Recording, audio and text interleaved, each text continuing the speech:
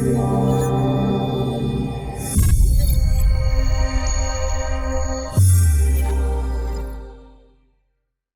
mga sumusunod na tanong ay makakatulong sa iyo na maghanda para sa iyong nakasulat na DT exam kapag naghahanda na kumuha ng non-professional driving license.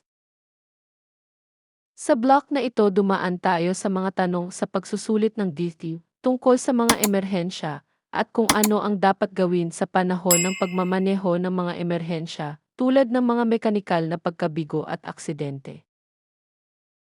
Ano ang mangyayari kapag pumutok ang iyong gulong sa likod? Isa, gigiwang ang likod sa panig ng pumutok na gulong. Dalawa, gigiwang ang likod sa palayo sa pumutok na gulong. Tatlo, ang harapan ay hahatakin papunta sa panig ng pumutok na gulong. Apat, ang harapan ay hahatakin sa kabilang panig ng pumutok na gulong. The correct answer is dalawa D. Ang likod ay malamang na unang gumuwang sa panig ng gulong na sumabog. Asahan na jejuwang ito ng kaliwat kanan. Ano ang dapat mong gawin kung may ambulansya sa likod mo na may pulang ilaw at sirena? Isa, huminto ka agad. Dalawa, panatilihin ang iyong bilis, makakahanap ng paraan ang ambulansya para maunahan ka. Tatlo, dagdagan ang iyong bilis para hindi mo maabala ang ambulansya. Apat, lumipat sa pinakakanan ng kalsada at bumagal o huminto kung kailangan. The correct answer is the apat. Gawin mo ang lahat ng kaya mo para makapag-overtake ang ambulansya. Ang paglipat mo sa kanan ng kalsada ay magbibigay sa ambulansya ng sapat na puwang at mababawasan ang oras ng peligro nito, ang oras na kailangan para mag-overtake. Ang sasakyan na iyong minamaneho ay tumirik sa highway, dapat mong ilagay ang early warning device. Isa, 2 metro sa likod at harap ng sasakyan. Dalawa, 3 metro sa likod at harap ng sasakyan. Tatlo, 4 metro sa likod at harap ng sasakyan. The correct answer is tatlo. Ang wastong paraan ng pag-install ng early warning device ay ilagay ito 4 metro mula sa likod at harap ng nakatigil na sasakyan. Ito ay ginagawa para makilala ng iba pang mga gumagamit ng kalsada ang aparato upang maiiwasan ka nito. Habang nagmamaneho ay biglang umangat ang hood ng iyong sasakyan at natatakpan ang iyong paningin. Ano ang dapat mong gawin? Lagyan ng check ang lahat ng naayon. Isa, sumilip sa puwang sa ilalim ng hood o sumilip sa gilid ng bintana. Dalawa, magpreno agad para hindi ka maalis sa kalsada. Tatlo, huminto sa gilid ng daan at ayusin ang hood. Apat, buksan ang headlights at sumilip sa gilid ng bintana. The correct answer is D, isa and tatlo.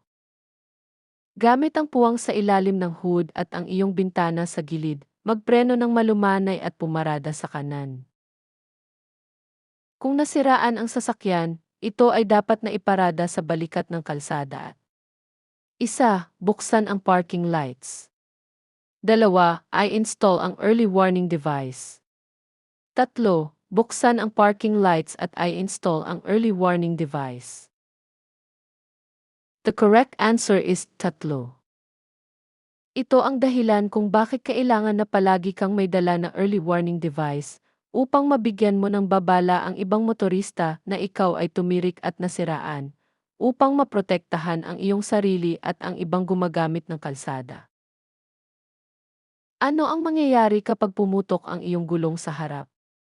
Isa, jejiwang ang harap sa panig ng pumutok na gulong. Dalawa, jejiwang ang likod sa palayo sa pumutok na gulong. Tatlo, ang harapan ay hahatakin papunta sa panig ng pumutok na gulong. Apat, ang harapan ay hahatakin sa kabilang panig ng pumutok na gulong. The correct answer is tatlo. Kapag sumabog ang iyong gulong, magiging mahirap ang pagkabig ng manibela. At liliit din ang radius ng gulong kaya hahatakin nito ang sasakyan sa panig ng sumabog na gulong. Sa isang aksidente, ano ang tungkulin ng driver na walang pinsala? Isa, tumawag ng manggagamot. Dalawa, Panatilihin na nakahiga ang biktima. 3. Alamin kung sino ang may sala. The correct answer is ni isa. Ang una na dapat mong gawin ay suriin ang kalagayan ng mga tao na kabilang sa aksidente, tapos ay tumawag ng ambulansya o manggagamot kung kailangan nila ng agapang lunas. Ano ang dapat gawin ng driver kapag nagsimulang dumulas ang sasakyan? 1. Huminto agad. 2. Higpitan ang kapit sa manibela at bagalan ang pagandar. 3. Ituon ang mga gulong sa direksyon ng dulas. The correct answer is 2. Huwag tatapakan ng madiin ang preno kapag dumulas ang sasakyan. Sa halip ay alisin mo ang paa mo sa aselerador at tapakan ang preno ng dahan-dahan at pihitin ang manibela sa nais mong direksyon. Kapag nasiraan, alin sa mga sumusunod ang hindi dapat gawin ng isang driver?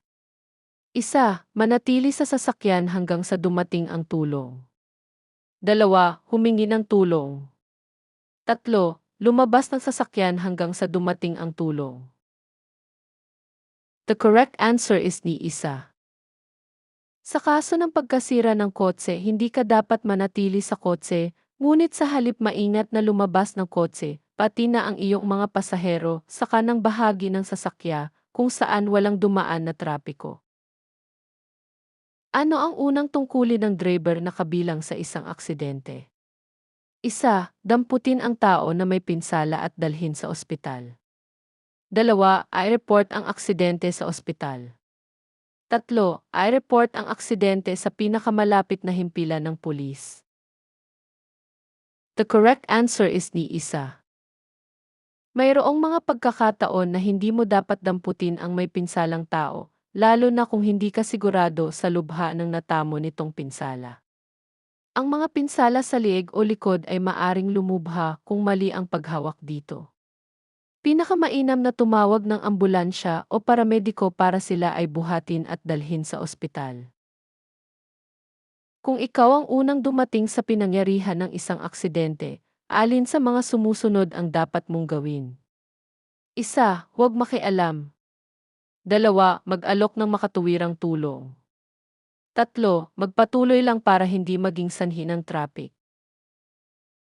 The correct answer is 2.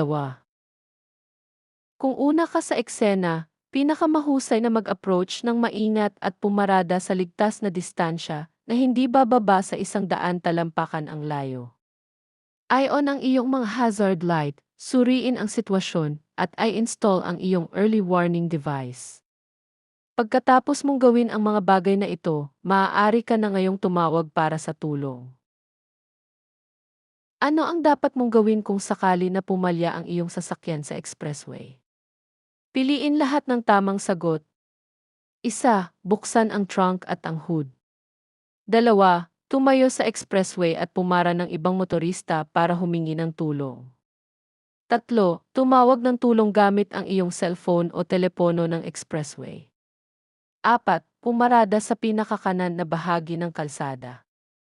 5. Paganahin ang hazard warning light. The correct answer is di 1, 3, 4, and 5. Buksan ang iyong hood at trunk kung pumalya ang iyong sasakyan sa expressway at magsabit ng kahit anong puti sa pintuan ng sasakyan na magsasabi na kailangan mo na tulong. Tumawag ng tulong, buksan ang hazard lights, at siguraduhin na gumilid ng mabuti palayo sa kalsada. Ipaalam sa amin sa mga komento kung ang aming mga tanong sa pagsusuri sa DHE exam ay nakatulong sa iyo na maghanda para sa iyong theoretical na pagsusulit. Tingnan ang aming iba pang mga video tungkol sa hindi propesyonal na lisensya sa pagmamaneho.